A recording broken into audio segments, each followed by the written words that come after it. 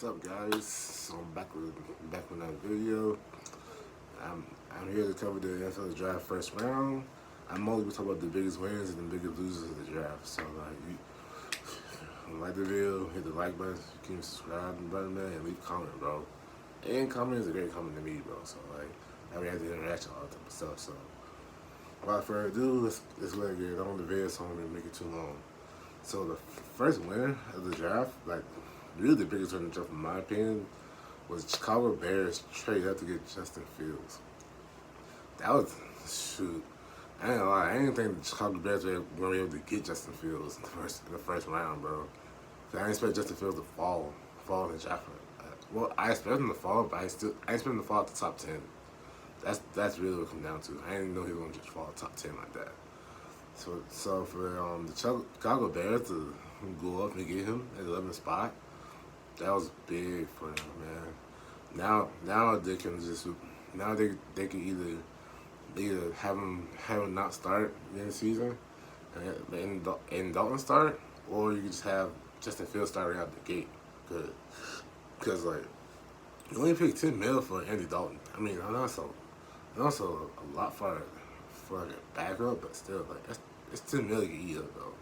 Just in case like something happens to Justin Fields or stuff like that. I mean, you might.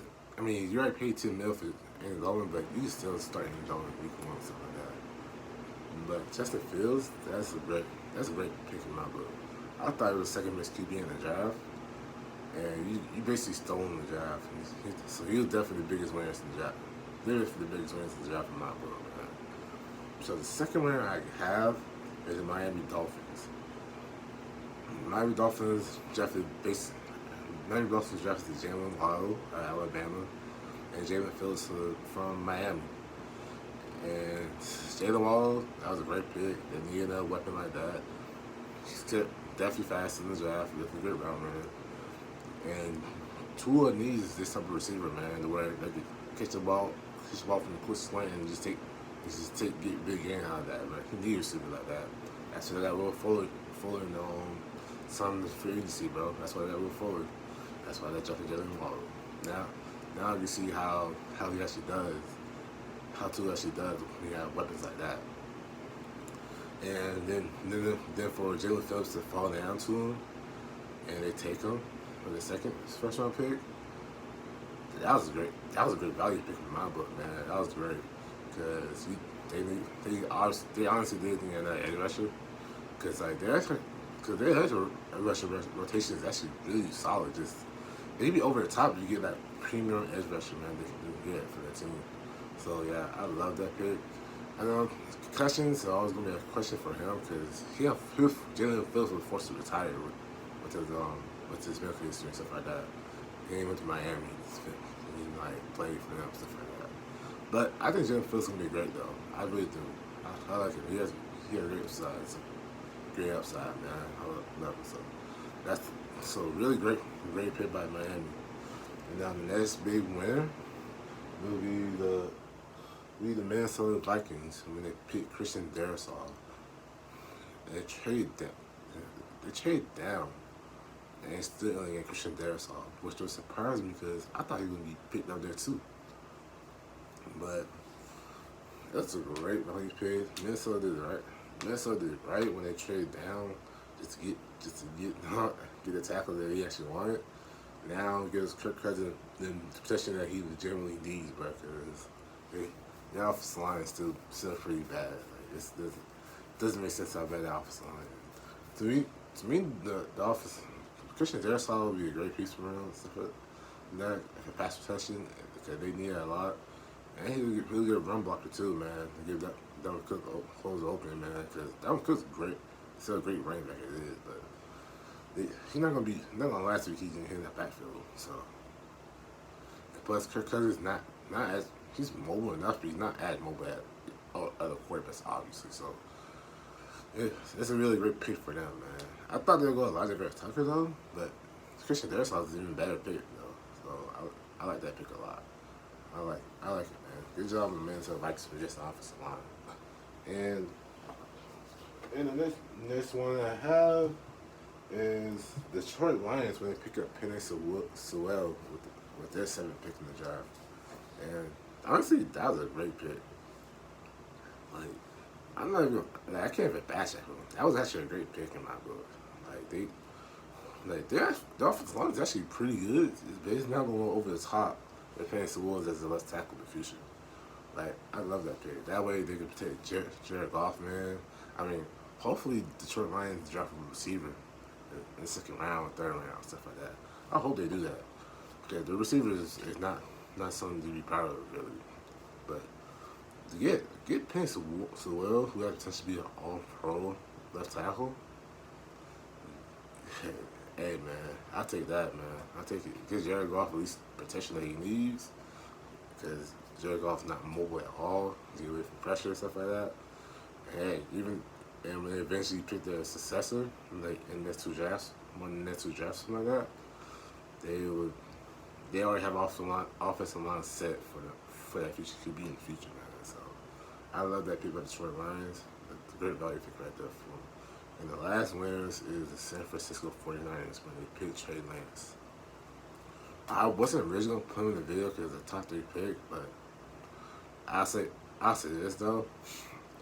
It been a win if they took Justin Fields, but I thought it was a bigger win when they picked Trey Lance because Trey Lance honestly had the highest upside in this draft, even higher than Trevor Lawrence. Like, dude has a cancer arm. Dude is very mobile as a QB. Like, dude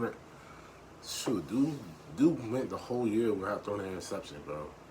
His one year he actually started, and they were undefeated too. So that was, and he ran for 1,100 yards.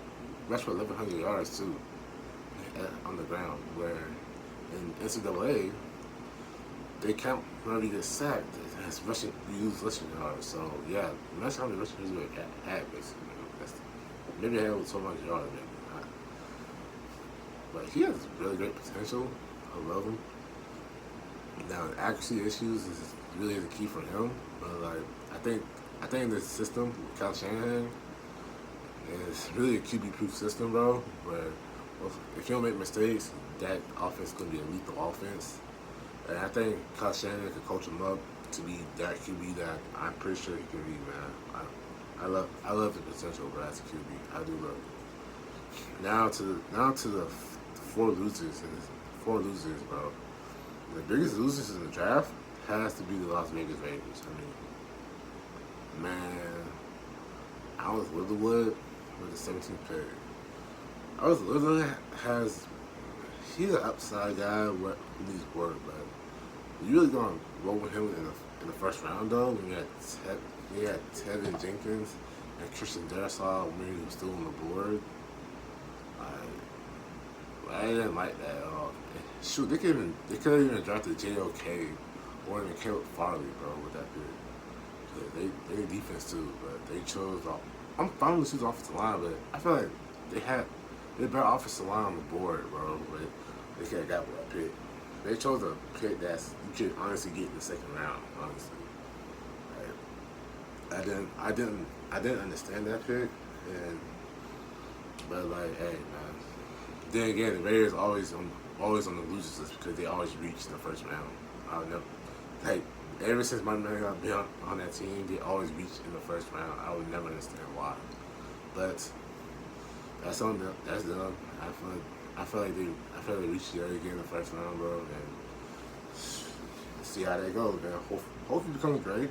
Hopefully, but they had better options in the 1st round. I mean, the second loser, it's like, it's weird because they're second losers. It's weird because they won, but at the same time they lost. They kind of went down with their pick, and that's the Jacksonville Jaguars when they drafted Travis Etienne, the 25th pick. Now, I'll say this: my first reaction was like, why, bro? Why would you draft Travis Etienne when you already have James Robinson? Why? Just why?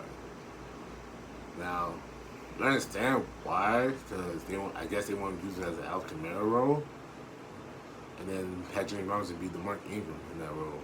But I thought Travis Etienne would have been available in the 2nd round. I really feel like that. or or I mean, or the Buffalo Bills maybe would have drafted him like with their first round pick, but you didn't have to go trade this team in the first round. Now I'm not gonna hate. I'm gonna hold off on like hating the pick.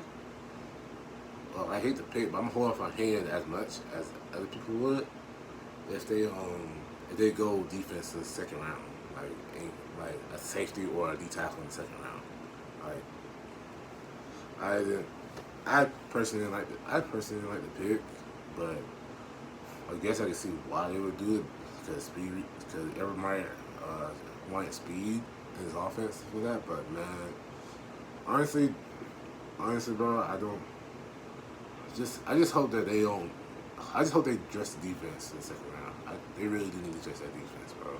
Like I don't need them to go wide receiver in the second round, bro. They really don't need. They really don't need to do that. And yeah, so yeah, that's just Kirk Jackson with Jaguar fan myself. Like they don't need to go wide receivers in the second, third round, bro. They don't need to. I wouldn't do it. I will defense the second round and third round. On time they go offense though, is when they need to go get the tight end like Pat from Penn State. That's when you need to go get it for the second round. That's the only time we want to go off. Other than that, I want to do it. Just go get Trevor Moray or Tristan Barrymore, and I think that would be great for them. So now the third loser in the draft is the Denver Broncos. Now it's now it's not the fact that I hate the pick and Patrick Surtain. I think it's a great pick for them. I just hate the fact that it passed on Justin Fields and Mac Jones. Like you really gonna roll? No, let's say draft Kellen Mond in the second round. Are you really gonna roll the dice and take on Drew Lock and Teddy Bridgewater? Now I get this. That was Drew Lock's first year in the actual offense, and usually it takes another year for them. Usually it takes like another year for them to like see if they actually answer stuff like that when it comes to like young players like that. But you have QB right there, man, and plus you pay like pay a good amount of money for Ronald Darby. So I don't understand why they were drafting that having that corner. I mean, I guess for the system, bro, but you paid Ronald Darby all that money. You have 4 cornerbacks now, so. And I'm pretty sure Bryce Callahan is going to start at slot, and Kyle Fuller is going to start at the other corner. So yeah, and Lil Jawari, not Lil Jawari, I forgot his name, but he is another corner they drafted last year, and I don't know how they're gonna use him, but yeah, they have 4 corners though, so like I don't know. I don't know, but I feel like they should have went QB. Wayne offensive lineman maybe, but I'm not. I feel like they're losing for passing on the 2 QBs that they honestly could have used more. So that offense is ready to go. Just they need a QB like badly, or else the offense not. Or else they just wasting the defense and the offense, bro.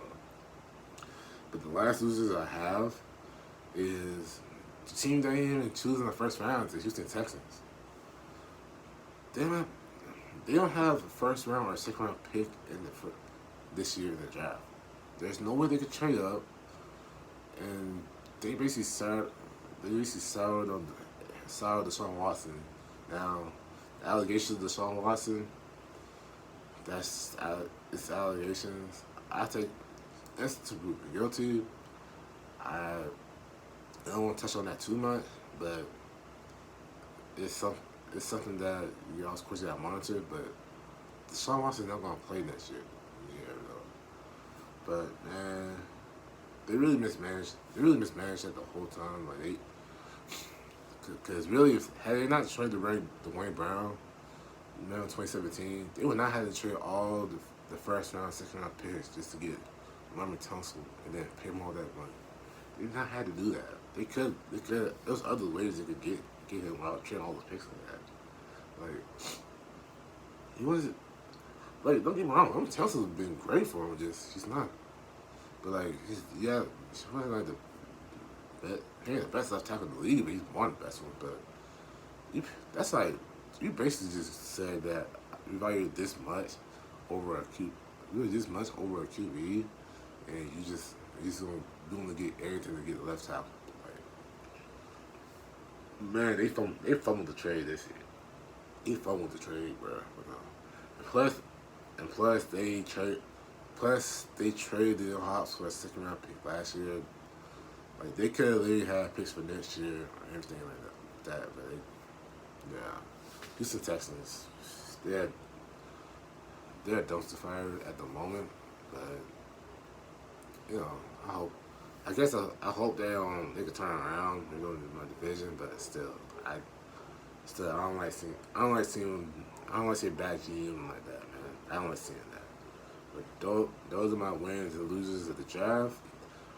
If you agree with me, come to me if you agree with me, or if you disagree with me, just comment down below and like and subscribe to my channel.